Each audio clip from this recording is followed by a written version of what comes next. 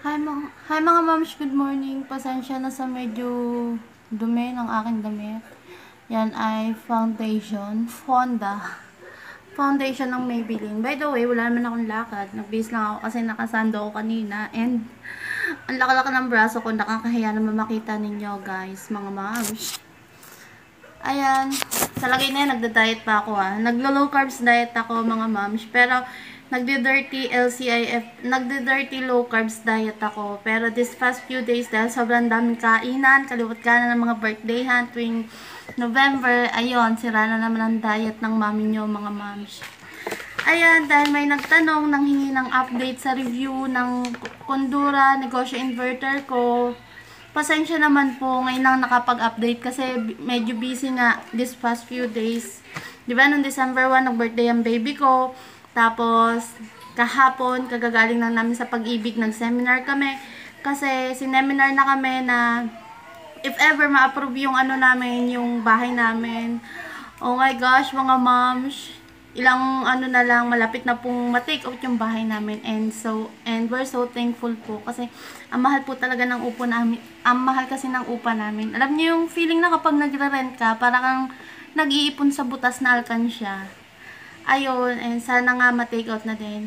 Ang ano sa amin ng Pag-ibig kahapon, 2 to 3 months after ma-approve ni Pag-ibig yung ano namin, housing loan, pwede na daw ma-take out. And sana maano na namin yon, ma-take out, and sana makapagtabi kami ng pera kahit papano para kahit papano makapagpalagay muna kami ng kisame, ng tiles, yun yung mga basic needs muna sa bahay para maging livable. Ayan mga moms, mabalik po tayo sa negosyo, Kondura negosyo inverter ref ko. Share ko na sa inyo mga moms, ang kuryente ko nga pala ngayong month, every 10th of the month kasi kami nagkakaroon ng Meralco bill. And eto mga moms, tumaas po yung kuryente namin, naging 2,400 from 2 this month naging 2,400. And based na din naman kasi sa bar graph na naka-indicate dito sa Meralco bill namin, medyo tumaas siya ng very light yung usage. Hindi ko lang alam kung anong factor ang nakapagpataas ng kuryente kasi so far, wala naman akong alam na wala kaming bagong appliances, walang nadagdag na usage. Same na same pa din katulad ng mga nakaraang buwan. Kaya yun nga, yung ref lang, from 7.7 cubic feet, diba, naging 9.8. And sabi nga nung iba, na the more na malaki daw yung ref, the more na mas malakas daw mag-consume ng kuryente. And nabalitaan ko naman, nabasa ko din sa mga moms group, kasi nga may mga nagtatanong din doon na yung kuryente nga din nila, karamihan sa kanila is tumaas. Para last month, balita ko din, parang bumaba, kaya siguro mababa lang din talaga yung kuryente namin. And ayun mga moms, balitaan ko na lang ulit kayo kung magkano ba talaga ang nakoconsume ng aking bagong refrigerator na inverter next month. Kapag may time ulit ako, kapag dumating na yung next billing ko, kung talaga bang yung 2.4 na ba talaga yung ano ko, ang tawag sa term na yun, basta yung para magiging monthly bill sa Meralco. Ayan mga moms, ayan. Na-iano ko na sa inyo, from 2.2 naging 2.4 yung Meralco bill namin. Yung ref ko naman, so far so good siya, maganda siya, and wala akong problema, mas malaki siya, hindi na ako ganong nahihirapan. And hindi ko pa siya nalilinisan simula nung binili kasi masyado akong masipag tamarin mga moms. Ayun,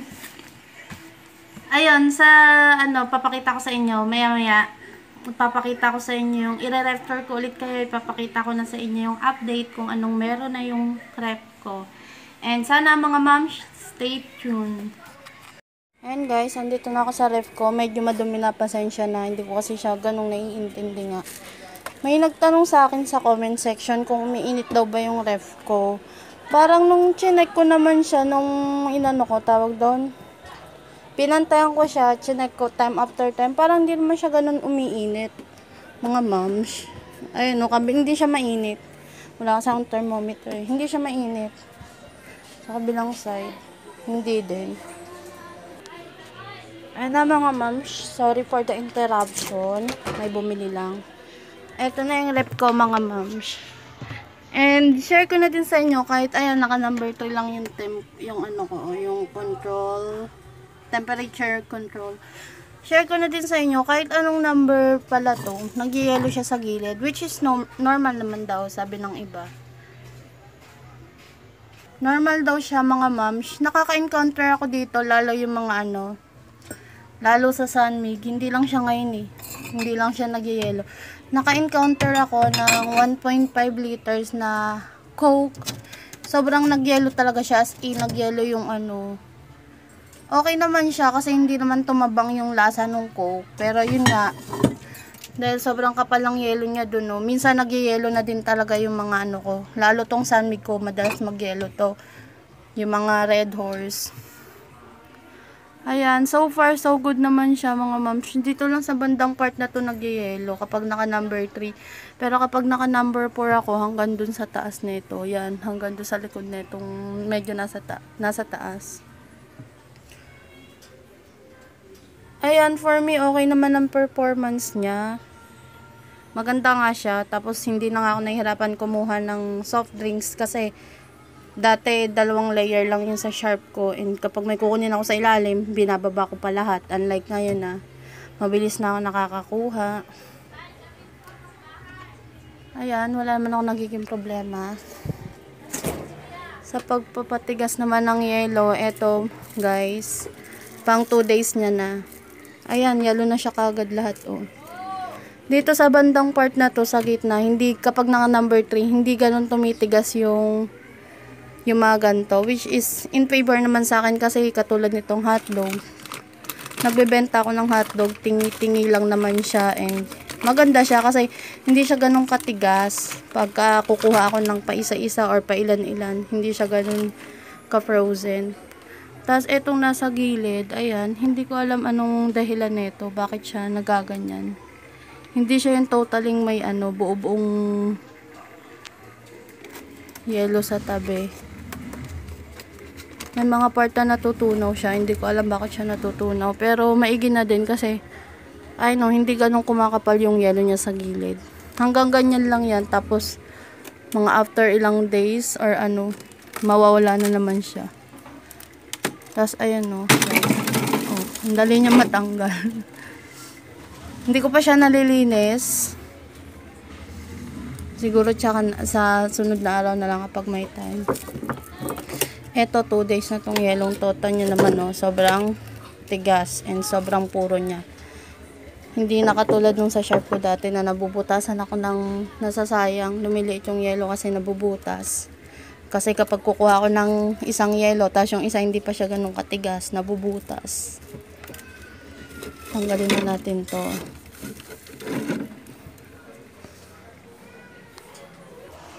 Ayan mga moms. So far, so good naman siya. Nakakalamig siya. Malamig yung mga soft drinks ko actually.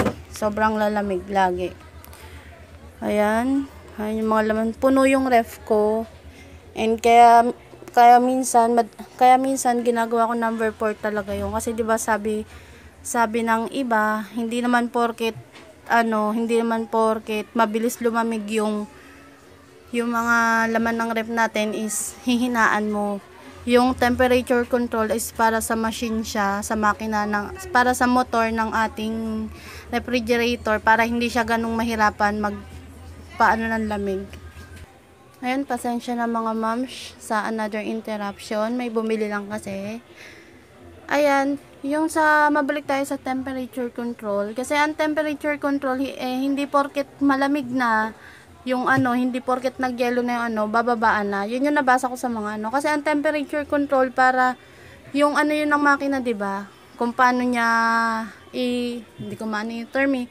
Basta kasi may kinalaman yan sa laman ng ref, hindi sa kung gaano nakalamig. Yun yung pagkakaalam ko.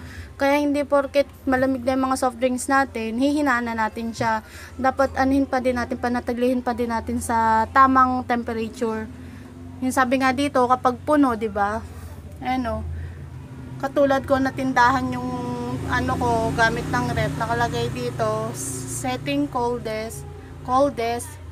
Sabi kapag daw kapag maraming laman. Kasi yung tong rep naman natin na mga ganito, halimbawa malamig na nga siya kusang mag-a-adjust na hindi niya na ganun gagamitin yung motor niya kasi nga malamig na.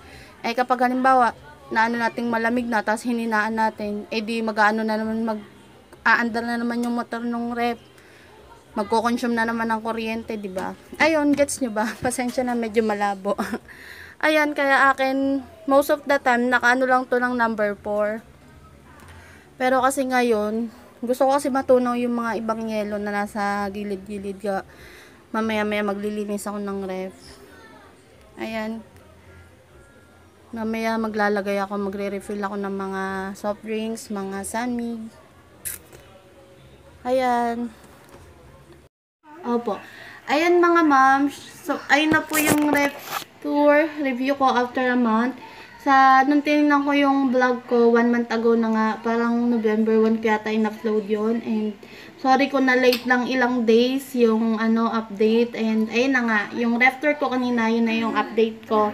And, for me, so far, so good. Wala akong naging problema sa ref ko. Maganda siya, magandang outcome ng yelo niya, matigas and puro. Mas malaki siya, mas spacious, mas marami na akong nagagawang yelo, and mas marami na akong nailalagay ng mga frozen products. And, ayun nga, share ko na din sa inyo ang ginagawa kong diskarte sa paggawa ng yelo. Kasi hindi naman totally nauubos yung, di ba sabi ko nga sa inyo, sa baba, yung taas, bali ang laman. Huwag magulo, baby. Nood ka lang. Huwag magulo. Yun, di ba sabi ko sa inyo, ang total na laman ng yelo, kapag babaeng taas lang, wala yung gitna ha, 35 pieces. Tapos, ayun, sa maghapon naman, minsan di naman talaga nauubos yung 35 pieces. Unless may mamamakyaw sa akin. Halimbawa, mayroong may birthday dito or may ganap or handaan dito sa block namin. And nagsasabi na sila sa akin na papakyawin nila yung yelo. Ayun, usually kapag may natitira akong yelo sa maghapon, tapos gagawa ko ng yelo kinagabihan, kapag sobrang dami akong tirang yelo, nagtitira ako ng ilang piraso na nasa taas, yung matitigas na. Tapos kapag may tira pa doon, yun yung iniilalim ko sa malalambot na yelo para mabilis din tumigas. And for me, sobrang helpful yung yung technique na yun. Mabilis nga siyang tumigas kapag yung nasa ilalim ay matigas na. Kasi before, share ko na din sa yung share pa ang rep ko, kapag nagaganon ako, yung nasa ilalim matigas, tapos nasa ibabaw yung malambot. Lumalambot din yung yung pinatungan ng hindi malambot. And maganda yung tong kondurang to kasi hindi siya lumalambot. Siguro kasi mabilis nga magpayelo. Ayun mga moms, bali by next month kapag sinipag ulit ang mami nyo, i-update ko na lang kayo sa next billing ko kung magkano ba talaga yung kuryente ko, magiging kuryente ko monthly. Kasi nga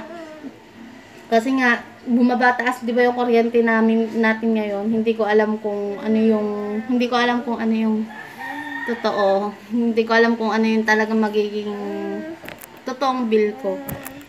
And ayun lang sa ngayon mga moms. Please don't forget to like and subscribe to our channel para po may pambili na maraming candies ang aming baby na bungi.